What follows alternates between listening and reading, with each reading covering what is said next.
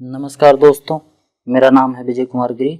आप लोगों का हार्दिक स्वागत करता हूं अपने YouTube चैनल जिसका नाम है सुगा क्लासेस फॉर एग्रीकल्चर। दोस्तों, आज मैं आप लोगों को फंडामेंटल ऑफ जेनेटिक्स का चौथा लेक्चर पढ़ाऊंगा। अगर आप लोगों ने पिछली वीडियो ना देखी हो तो चैनल के प्लेलिस्ट में जाकर देख लें। अगर आप सब पहले की वीडियो देख लेंगे तो इस लेक्चर को समझने में आसानी होगी। तो चलिए शुरू करते हैं आज का लेक्चर। आज के लेक्चर में मैं आप लोगों को क्रोमोसोम के बारे में बताऊंगा कि क्रोमोसोम क्या होता है। क्रोमोसोम जो होता है ये हर कोशिका के अंदर क्रोमैटिन टावर के रूप में पाया जाता है, लेकिन जब कोशिका विभाजन होता है तब वही क्रोमैटिन टावर धीरे धीरे कुंडलित होकर, जैसा कि मैंने सेल डिवीजन में बताया था, कुंडलित हो जाती है। कुंडलित हो जाने के बाद छोटे छोटे खंडों में टूट जाती हैं और टूटकर यही बनाती हैं क्रोमोसोम।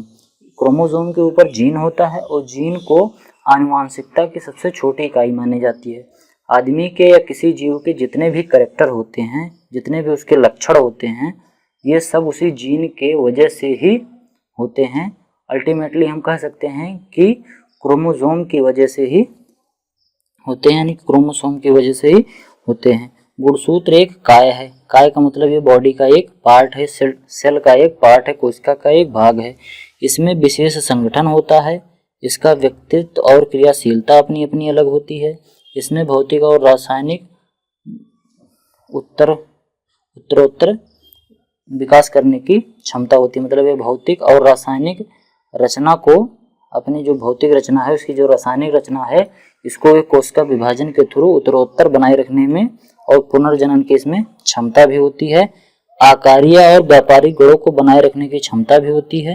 गुणसूत्र को आनुवंशिकता के लिए उत्तरदायी कहते हैं। ठीक, इसको आनुवंशिकता के लिए उत्तरदायी इसीलिए कहते हैं क्योंकि आदमी के जितने कैरेक्टर होते हैं ये क्रोमोसोम में ही होते हैं। अगर आदमी के सेल से क्रोमोसोम निकाल दिया जाए तो सेल की कल्पना भी नहीं की जा सकती। आदमी के अंदर जितने भी कैरेक्टर उत्पन्न होते हैं वो क्रोमोसोम और जीन से ही होते हैं। अब गुणसूत्र की संरचना, स्ट्रक्चर ऑफ क्रोमोसोम। क्रोमोसोम का स्ट्रक्चर, क्रोमोसोम कई भागों से मिलकर बना है, जैसे मैट्रिक्स, फिर क्रोमोनिमेटा, क्रोमोमियर्स, सेंट्रोमियर्स और सेकेंडरी कंस्ट्रक्शन, टीलोमियर्स। ये इतने पार्ट होते हैं, मोटे मोटे इतने पार्ट क्रोमोसोम के होते हैं। ठीक, अब इसमें मैट्रिक्स क्या होता है? मैट्रिक्स होता है, जैसे मान लो कि कोई क्रोमोसोम है। ठीक, ये क्रोमोसोम है पूरा। क्रोमोसोम होता इतना है, ऐसे होता है, लेकिन इसमें केवल एक ही भाग को दिखाया गया है, केवल इसी को एक को ही दिखाया गया है। ये वाला जो है ये इसको नहीं दिखाया गया है। तो क्रोमोसोम जो होता है इसमें जो क्रोमोनिमेटा होता है, बीच में पतले से धागे नुमा संरचना होती है, इसको ये आधारीय द्रव्य देता है। ठीक है, अंदर आधारीय द्रव्य वो भरा रहता है, जिससे ये बीच में क्रोमोनिमेटा स्थिर रहती है। तो इसी को हम कहते हैं मैट्रिक्स। गुणसूत्रों के बाहर की ओर एक पतली छादन पाई जाती है। जो गुणसूत्र होते हैं इनके सबसे बाहर की ओर ये जो बाहरी बॉडी वाल है इनकी, ये बिल्कुल बाहरी जो भित्ति है इसको हम कहते हैं पेलिकल। और पेलिकल के अंदर क्रोमैटिन का एक स्थूल आवरण होता है जो गुणसूत्र के आधार द्रव्य के रूप में काम करता है, तथा मैट्रिक्स के अंदर केंद्रीय धागे जिनको हम क्रोमोनिमेटा कहते हैं ये रहते हैं। ये मैट्रिक्स के अंदर ही रहते हैं। एक आधारीय द्रव्य होता है, इसी के अंदर भरा होता है क्रोमोसोम के अंदर, जिसको हम मैट्रिक्स कहते हैं। अब आगे क्या है? क्रोमोनिमेटा। इस क्रोमोसोम के अंदर ये जो बीच में दिख रहा है, बीच में थोड़े संघनित भाग दिख रहा है, ये संघनित भाग धागे नुमा संरचना होती है, जिसको हम क्रोमोनिमेटा कहते हैं। गुणसूत्रों के मध्य में विभेदित धागे नुमा भाग होता है, जिसको हम क्रोमोनिमेटा कहते हैं। ठीक, फिर आगे क्या है? क्रोमोमियर्स। अब ये जो धागे नुमा संरचना थी, इन्हीं धागे नुमा संरचना के ऊपर काफी डेंस रूप में, काफी संघनित रूप में एक मास पाया जाता है, एक संरचना पाई जाती है जो उसी क्रोमोनिमेटा के ऊपर चिपकी रहती है, जिसको हम क्या कहते हैं, क्रोमोमियर्स कहते हैं। क्रोमोनिमेटा के ऊपर उसकी पूरी लंबाई में छोटे छोटे डेंस मास दिखाई देते हैं, जिनको हम क्रोमोमियर्स कहते हैं।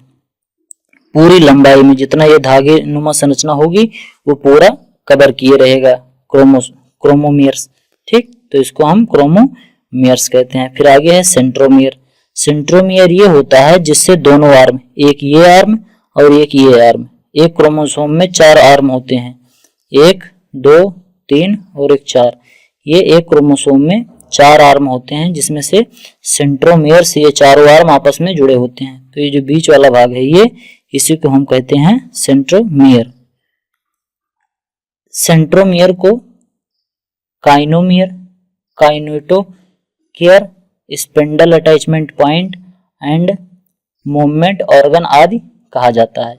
ठीक, मूवमेंट ऑर्गन इसलिए कहते हैं क्योंकि यहाँ पे अटैच रहेंगे सब, और ये जो दोनों होते हैं ये इधर उधर ऐसे घूमते रहते हैं, ऐसे झूलते रहते हैं। तो मतलब इधर भी जा सकते हैं, इधर भी जा सकते हैं, इधर इधर जा सकते हैं, लेकिन ये बीच से एक दूसरे से जुड़े रहते हैं। तो ये मूवमेंट के लिए एक सेंटर पॉइंट भी देता है, सेंटर में रहता है, इसलिए इसको सेंट्रोमियर भी कहते हैं। सेकेंडरी कंस्ट्रक्शन जो होता है, ये जो क्रोमोसोम होते हैं ये कहीं कहीं पर संकुचित हो जाते हैं। तो एक तो प्राइमरी फर्स्ट कंस्ट्रक्शन के अतिरिक्त गुणसूत्रों में अन्य संकोचन भी पाई जाती है। कई जगह पर और भी संकोचन पाए जाते हैं, जिनकी संख्या 1 से लेकर कई तक हो सकती है। इनमें सेंट्रोमियर नहीं होता, सेंट्रोमियर केवल एक ही जगह होता है, और बाकी संकोचन है, संकोचन जो होता है वो कई जगह पे पाया जा सकता है। तो ये संकोचन जो हो जाता है, उसी संकोचन के बाद वाले भाग को हम क्या कहते हैं, सेकेंडरी कंस्ट्रक्शन कहते हैं। फिर अगला क्या है, टीलोमियर्स। टीलोमियर्स क्रोमोसोम के अंतिम दोनों सिरों को टीलोमियर्स कहते हैं। जो अंतिम सिरा है क्रोमोसोम का, इसी को हम क्या कहते हैं, टीलोमियर्स कहते हैं। Both the end of the chromosome are called telomeres. अब गुणसूत्र संख्या क्या होती है? जितने भी इस पृथ्वी पर जीव हैं, सब में सामान्य तौर पर एक निश्चित क्रोमोसोम संख्या पाई जाती है।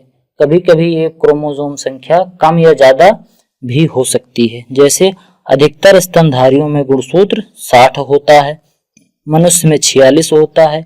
मनुष्य में कभी कभी ये 46 से 47 भी हो जाता है, जिससे आदमी, जो किन्नर टाइप का आदमी पैदा होता है, किन्नर जो उत्पन्न होते हैं उनमें 47 गुणसूत्र होते हैं।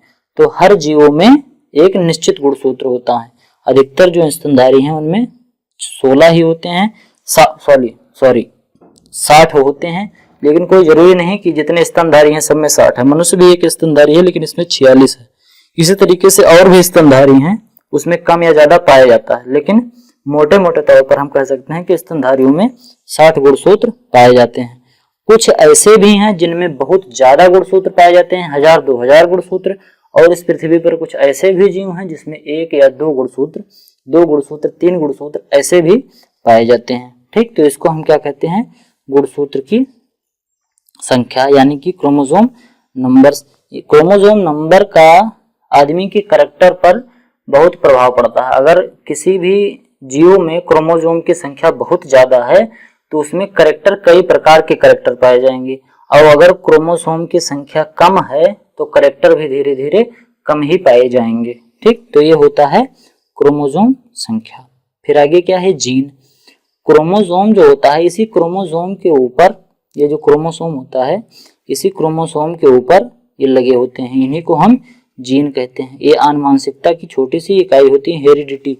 एक जीव से उसकी संतति में जाते रहते हैं, और उन्हीं जीन के माध्यम से एक संतति से दूसरे संतति में आदमी के कैरेक्टर या जीव के कैरेक्टर चलते रहते हैं, एक पीढ़ी से दूसरी पीढ़ी में जाते रहते हैं। तो इनको हम जीन कहते हैं। Gene is a unit of inheritance, यह आनुवंशिकता की इकाई है, which control the development of the specific character, जो इस स्पेसिफिक कैरेक्टर को डेवलप करने के लिए जरूरी होता है। जैसे कुछ आदमी की आंखें काली होती हैं, कुछ की भूरी होती हैं, तो जिनकी आंखें भूरी होती हैं उनमें आंखों को भूरा करने वाले जीन पाए जाते हैं, और जिनकी आंखें काली होती हैं उनमें काले आंखों को काला करने वाले टाइप के जीन पाए जाते हैं। तो आदमी के जितने भी कैरेक्टर होते हैं, चाहे आदमी बौना हो जाए, लंबा हो जाए, मोटा हो जाए, पतला हो जाए, ये सब चीजें ज्यादातर जीन पर ही डिपेंड करती हैं। अब जैसे कुछ लोग कहेंगे कि सर जी ज्यादा खाएंगे तो मोटे हो जाएंगे और कम खाएंगे तो पतले रहेंगे,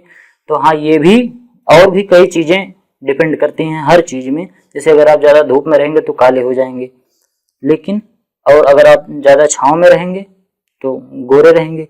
लेकिन जो जीन होता है ये भी इस पे इफेक्ट डालता है। जैसे मान लो कि अगर कोई आदमी काला ही है तो उसको कितना भी छांव में रखो, कितना भी ठंडे जगह पे रखो, लेकिन वो गोरा नहीं होगा।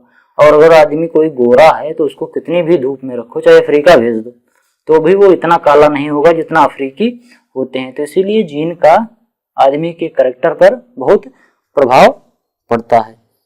Thanks for the attending my class. If you like the video, do not forget to subscribe my channel Success with Smart Learning Suga Agriculture Classes with Vijay Kumar Giri. Thank you. Best of luck till the next video.